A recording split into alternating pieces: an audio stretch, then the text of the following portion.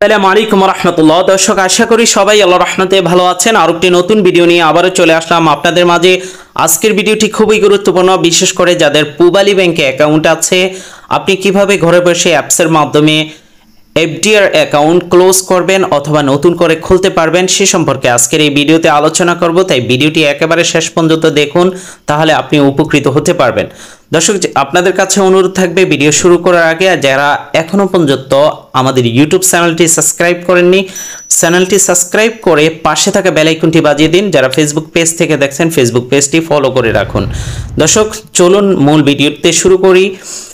আপনার PI banking যে অ্যাপসটি আছে পূবালী ব্যাংকের, সেটাতে আপনার ইউজার পাসওয়ার্ড দিয়ে প্রবেশ করবেন। আমরা হোম পেজে চলে আসলাম। প্রথম পার্টে আমরা দেখাবো কিভাবে ক্লোজ করবেন। আপনি অ্যাপস থেকে খোলেন অথবা ব্রাঞ্চ থেকে খুললে এফডিআর যতগুলো থাকবে ফান্ড ম্যানেজ এই অপশনে আপনি পেয়ে যাবেন।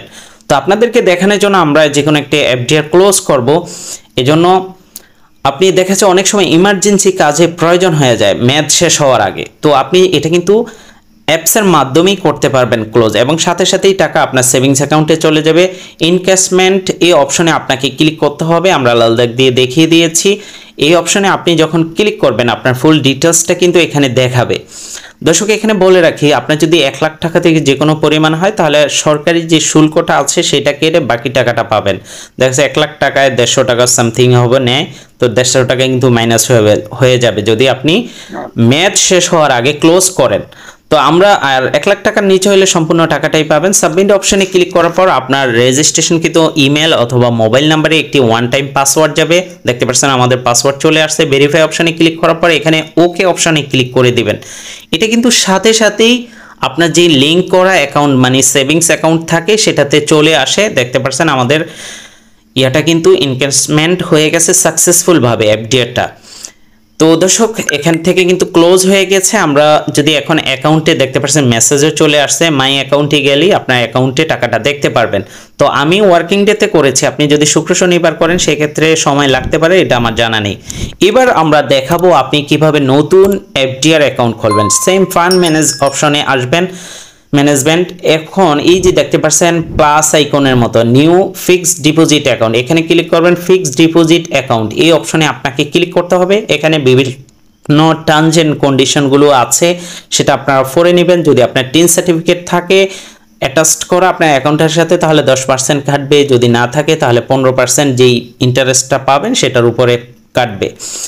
এখানে বিস্তারিত দেওয়া আছে। এছাড়াও এখানে দেখতে পাচ্ছেন আপনি এই অ্যাপটার এর যে নমিনি দিতে চাচ্ছেন সেটা অ্যাকাউন্টের যে নমিনি সে হয়ে যাবে। যদি পরিবর্তন করতে চান সেক্ষেত্রে ব্রাঞ্চ থেকে পরিবর্তন করে নিতে হবে, এবং যত টাকার এফডিআর খুলবেন সেটা আপনার সেভিংস অ্যাকাউন্টে থাকতে হবে, অটোমেটিকভাবেই কেটে নেওয়া হবে, এবং যখন এটার মেয়াদ শেষ হবে অটোমেটিকভাবে আপনার সেভিংস অ্যাকাউন্টে আবার চলে যাবে।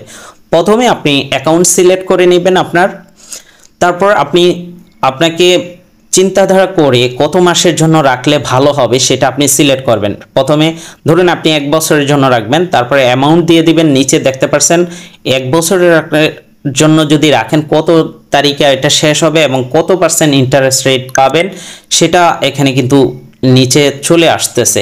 আপনি যদি 100 দিনের জন্য রাখেন সেটাও নিচে চলে আসতেছে কবে শেষ হবে এবং কত % ইন্টারেস্ট। 6 মাসের জন্য রাখলে দেখতে পাচ্ছেন 9.25% ইন্টারেস্ট পাচ্ছেন, এবং সেটা ক্লোজ হবে অটোমেটিকভাবে আবার কবে চলে আসবে।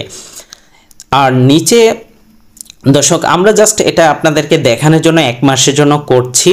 তো নিচে অটো রিনিউ, আপনি যদি দেখা যায় এক্সাম্পল 1 মাসের জন্য থুইতে চান, 1 মাসের পর অটো রিনিউ আর এটার মেয়াদ বাড়াবেন না, তাহলে সেক্ষেত্রে নো অপশনে রাখবেন। আর যদি এটা চাচ্ছেন যে 1 মাসের পর আবারও আপনি বাড়াবেন, তো সেক্ষেত্রে ইয়েস দিয়ে আপনি ইয়েস অপশনে ক্লিক করবেন। এরপর নিচে 2টা অপশন দেখতে পাচ্ছেন চালু হয়েছে, 3টা অপশন। তো আপনি যদি চান দেখা যাচ্ছে আপনি 50,000 টাকা থুয়েছেন, শুধু 50,000 টাকা রিনিউ করবেন, তাহলে প্রথম অপশনে ক্লিক করবেন। আর যদি আপনি চাচ্ছেন যেটা ইন্টারেস্ট পেয়েছেন এবং আপনার মূল টাকা সহকারে রিনিউ করবেন তাহলে 2 নম্বর অপশনে ক্লিক করবেন, এবং আপনি কত দিনের জন্য আবারও পুনরায় এটা রিনিউ করবেন, 1 মাস, 3 মাস, 6 মাস, 1 বছর, সেটা সিলেক্ট করে নিতে পারেন।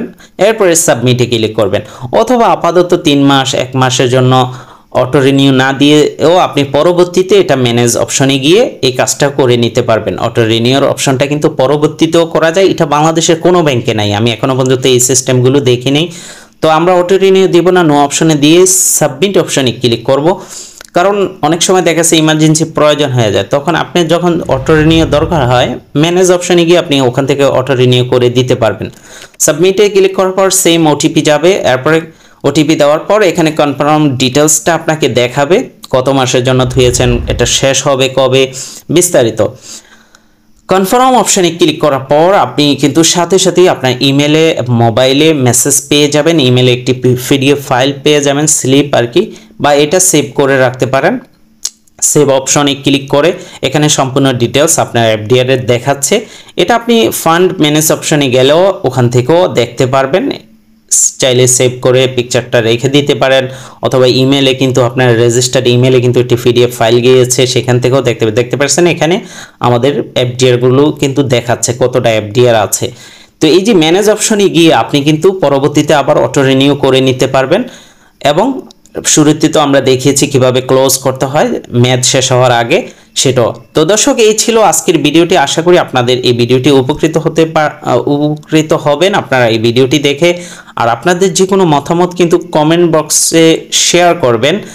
দর্শক, এই যে দেখতে পাচ্ছেন আমরা এখন মাত্র যে খুললাম যে আপডেটটা, এটা কিন্তু পিডিএফ ফাইলটা কিন্তু ইমেলে আমাদের রেজিস্টার্ড ইমেলে চলে আসছে, এভাবে এটাও আপনারা সেভ করে রাখতে পারেন। দর্শক, আপনাদের জন্য সুখবর হচ্ছে, যারা প্রবাস থেকে আমাদের ভিডিওটি দেখছেন, আপনি যদি ব্যাংকিং ওটিপির জন্য সিম কার্ড রোমিং করতে চান অথবা বিকাশ, নগদ, ইসলামী ব্যাংকের সেলফিন ব্যবহার করার জন্য স্ক্রিনে দেওয়া হোয়াটসঅ্যাপে আমাদের সাথে যোগাযোগ করতে পারেন। এবং যাদের অলরেডি সিম কার্ড রোমিং করা আছে, বিকাশ ব্যবহার করতে পারছেন না, উপায় ব্যবহার করতে পারবেন আমাদের যে সার্ভারটি আছে সেটা ব্যবহার করে। তো অবশ্যই আমাদের সাথে স্ক্রিনে দেওয়া হোয়াটসঅ্যাপে যোগাযোগ করুন।